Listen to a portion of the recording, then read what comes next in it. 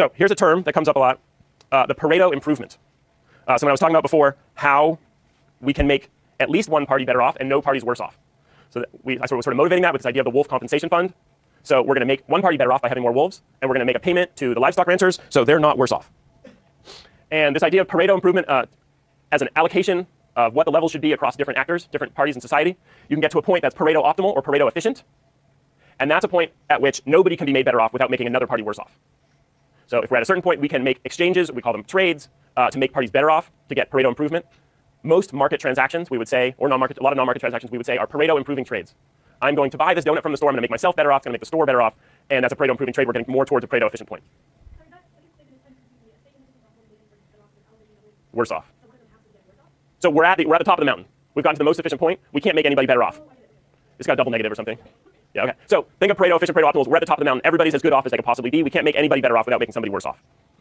This is just a little aside here, Mr. Pareto, interesting intellectual history. There's also another term called the Pareto principle, which you shouldn't be confused with, which is called the 80-20 rule. He was an early economist and looked at land in Italy and said that 80% of the land is owned by 20% of families.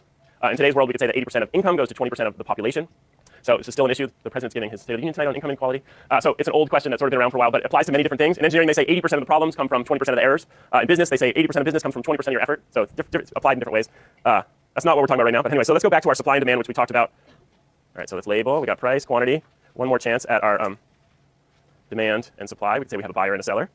And before we talked about if we're not at equilibrium, there's something getting us towards equilibrium. And here we could talk about if we're not at equilibrium. The equilibrium point is here. And this is sort of our Pareto efficient point. If we're not at a Pareto efficient point, there are Pareto improving trades exist in this space that would get us towards the efficient point. The buyer here would like to buy a few more units at a price far above what the seller would ask for. So from this point, there are Pareto improving trades that would get us to a more Pareto efficient point. And we don't know where the price is. We don't know how these two buyer and seller are going to negotiate their prices. We just know that if we're not at the efficient point, trades exist that could make each party better off. So if the price is way down here, the buyer is a lot better off because they just bought this much for this price down here. And the seller's not really that much better off. If the seller can charge a really high price, the buyer's getting a little bit better off, but the seller's getting a whole bunch better off because they're getting this whole price. A priori, we don't know what these trades are. We just know that there are Pareto improving trades that get used up when we get to the efficient point. And when we're at the efficient point, there's no more trades left that are going to make somebody better off. If we go past the efficient point, then there's no good trades here. The price that they want to sell at is higher than the price we want to buy at. There's no good trades left. So this is an idea that we'll get to an efficient point where we maximize the benefit of both parties. Depends on property rights. Yes, it can depend on property rights. But in general, we're going to think of them that they're going to get us to the same place. And certainly for this class, when we talk about efficient outcomes, we're going to talk about maximizing welfare. Also, is it like general welfare or just economically? Because like you use the donuts. Yeah. Yeah, right. That is the problem with using donuts. Non-trans fat vegan donuts. Yeah, I like using the donut example just because it makes you worry. So another thing that we'll talk about later, this is just teasing ahead, is that this area down here is how much it's going to cost to supply the good. And we're going to talk about any area above this as welfare. These triangles are welfare. So it's easy to see in this case that where welfare is maximized, where the triangle is biggest is all the way out at this point. So whatever price we're trading at, if this is the price we're trading at, this is how much the producer gets to keep, and this is how much it costs them to produce it. And for the person who's buying it, this is how much they're benefiting by their welfare is being above the price line. We'll do that in a bunch of detail later on, but while we're thinking about welfare, we're thinking about making this triangle be as big as possible. That's how we're maximizing welfare. From the other side? Yes. So if we were out here, the supplier would be supplying at this really high cost, and the buyer would be buying at this really low cost. And the supplier would be like, I would rather sell you less because it's not working out for me. I got a loss on each unit that you're buying from me here. So it's a general thing that this would be making the supplier better off to reduce this negative income that they're having at this point. It's a little bit of a different story. Okay, so this is general ideas about economics. Markets, if we have free markets, they're going to lead to these trades. They're going to lead to, if we have free markets, we're going to get to a position where there are no trades left. Nobody can be made better off without anybody else being made worse off when we get to a free market equilibrium. All our trades got used up. Any good deals that are good for both parties, or at least one party, are gone, and there's no deals that won't make somebody worse off. This is what's called the first theorem of welfare economics. Free markets lead to Pareto efficient outcomes that are maximizing welfare. And here are the assumptions that get us there. All participants have full information. The buyer and seller know how much the other one is willing to pay. A whole bunch of different information. There are no transaction costs. It's not difficult to find the buyer and seller. They're right there willing to pay. There's no extra costs that are going to be created by making trades. The markets are at full equilibrium, means everything's getting used up. There's no excess stock being left around. And markets are perfectly competitive. Both buyer and seller, everybody is perfectly competing with each other, so prices are reflecting opportunity costs. And there are no externalities. There's nothing. The donut is a negative externality on my arteries. So donuts have externalities, not a good example there. So this is a general postulate about welfare economics. It has a whole bunch of restrictive assumptions. Welcome to economics. And we will talk a whole bunch about why our environmental goods don't meet different criteria here. Externalities are really big. Transaction costs are really big. So we're not at efficient outcomes in the supply of environmental goods in most cases. So that's why we're working on policies that will get us to more efficient outcomes than we have in the presence of externalities and transaction costs in not limited markets. So the motivation for this class is we have market failures for environmental goods. We think that if we don't have market failures, we'll have more welfare. And here's sort of the outline for the rest of the class that's sort of following along some bullets from the textbook in chapter 3. So we have a whole bunch of different market failures. The first is property rights. So property rights over environmental services aren't exactly clear. We don't have clear ownership over clean air. We don't have good ways to define ownership over the global burden of carbon dioxide. So we don't have good ways to have trades there. We have a whole bunch of different externalities in environmental cases. Pollution creates bad effects for somebody who's not the producer or the consumer. We have a lot of public goods. Public goods are where each person is going to value something, but it's not like a good where I exchange it with you, it's just that one good. It's like many people would have access to a public good, so the way that we value it is completely different. Very important in environmental economics is what weight we put on the future. This is, we'll talk about this at the end of the semester as well. We have sustainability in here. We have interest rates in here. We have how to plan big government projects in here. What's the right weight to put on the future? And then, just to be fair, we have different ways that the government intervenes in the economy and can mess things up as well. I started motivating this with ethanol. So government has picked that ethanol is going to be the future of renewable fuels, but it's creating a huge distortion in the economy. All right, so now we're going to talk about public goods. So for goods, there's a couple of definitions here. One is rival or non-rival. So in a good that is rival, my use precludes your use. Only one person can use a rival good. If it's a non-rival good, then multiple people can consume it. And excludable is different. That's when somebody else can be excluded from using the good. Can you prevent access by somebody else or not? So rivalry and excludability. Can somebody, and we're going to try and group goods into categories based on these two characteristics.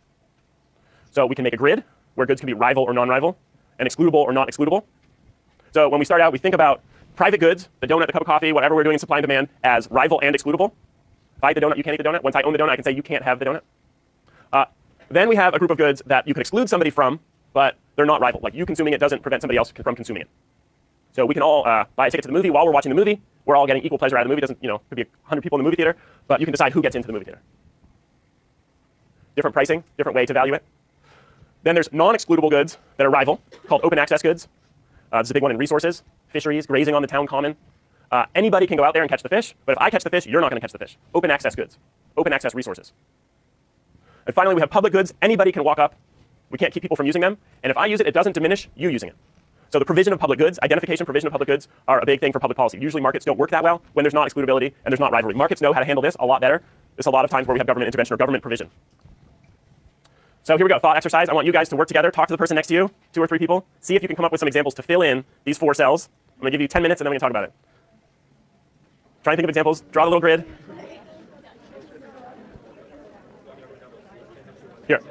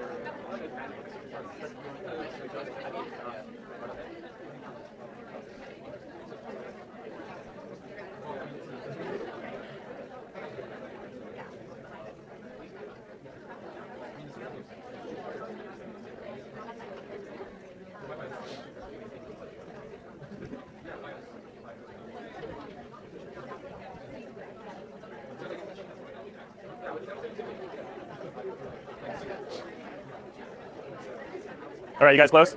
Got some ideas? Who wants to start out? Who's got the rival excludable normal good? Good examples? What's that? Land. If I use the land, you can't use the land. What's excludability is interesting. What do we do for excludability? Property rights. I mean, the American West, the invention of barbed wire was a really big deal, right? Or yeah, stone wall, split rail, stuff like that. Anybody else? What's a normal good? Yeah. I think the movie theater is excluding anybody else who doesn't buy a ticket. I think excludability could be private, but often we create property rights and we have governments and courts and people to enforce property rights. Property rights can come from different things. Yeah. But this is assuming that everybody obeys the law, like for example, you have people's vision licenses. So then, yeah, you would have an issue with property rights and how would you enforce property rights? You have to have a ranger out there checking to see if people have licenses. So then, in that case, could we do fisheries as a rival non-exclusive fish, but because it's difficult to enforce in practice, it's more non-exclusive. Right. So this is generally we would talk about fisheries in this place. But if you had a really good system of licenses, or if you only had 5 wolves that could be hunted in Yellowstone, you could turn it into a more private good. How do you spell license? I don't know. LIC? Something like that. Anybody else? How about non-rival but excludable? Up here, we're going to be in this corner. Yeah? Internet.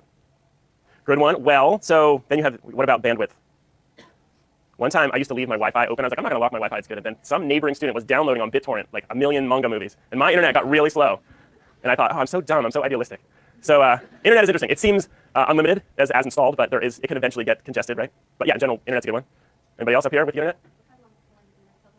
So yeah, wireless, And increasingly, these are sort of like overlapping. It's just bandwidth over the wireless or bandwidth over cables.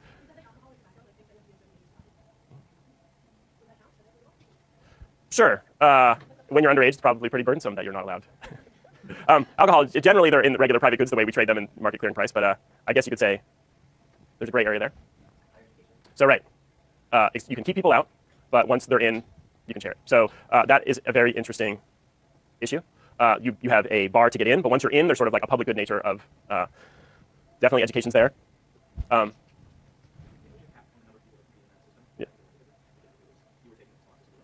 Right. So there's a waiting list for this class. So everybody that can listen to my lecture, it's non-rival. You can even go home and watch it on YouTube, but who's going to do that? But yeah, so it has become rival when there's a wait list. When there's not a wait list, it's it's like being in this class is non-rival, non-excludable. So we're moving between these two squares, right? Once there's a wait list, we're moving between. It becomes excludable. It becomes rival and excludable. Any more examples up here for the club? This is what's called club goods. This idea like you pay to be in a club. It decides whether you're in the club or not. Once you're in the club, you can consume as much as you want. You can only be in university so long. Right. So we have some limits on that. Yeah. Sure. Becomes rival at some point. Because, you would put a unit cap in because you would think it would become rival. You don't want somebody to use up all of the university resources, staying in university forever. It's not truly non-rival. It costs to provide seats at the university. All right, let's move. We can move down here to the open access, this fisheries one. You got some examples down here? Emergency health services? So, like emergency room. Yeah. Sure. Because the way we provide it, anybody who walks in the door will get county care. It's our weird healthcare system that we have. But there's going to develop a line, and there's going to be other people in that line, and only so many people are going to get seen immediately. So the library. Good one. If I check out a book, you can't check out the book, but anybody who walks up can sign up and check out the book. Yeah? Did you? Yeah. Jobs. Employment. So if I get the job, you don't get the job, but ostensibly anybody could walk up and apply for the job. A job market. How about these public goods down here? Pure public goods. What's an example of a pure public good? Air. The sun itself. We could say solar power, which we hope will provide us a whole bunch of energy. Anybody else for public goods? There's a lot of public goods. Maybe the university is a public good. Maybe everybody should be allowed into some part of the university, and there's enough education to go around. The university original vision was to be a public good. Now we're running out of state funding, so we can provide less at a higher cost. We have our freeways, or sort of infrastructure. Sometimes the freeway fills up, and then we have open access problems. Too many people are on the freeway, but we can't exclude them. But the idea of providing infrastructure as a public good, anybody can use it, and people's use doesn't. A new one that we have in our generation is this open software. So we started out, and software was over here. You bought a CD that had your copy of Microsoft Office on it. Now we can just go. The university can give you access to Google Drive, or you can just get Open Office. Anybody can get a software, and it doesn't affect anybody else if you use it. Another interesting thing to think about that's changing in our lifetimes is ways to watch movies. So as I said before, with information, we had the old model was buy a DVD, buy a piece of plastic at the store. The store has excludability. You have to buy it. You can't just walk out of here with that piece of plastic. And when you bought that piece of plastic, somebody else couldn't buy it. But with DVDs, something changed because with digital information, it's costless to replicate it. So this issue of rivalry was giving away to non-rivalry.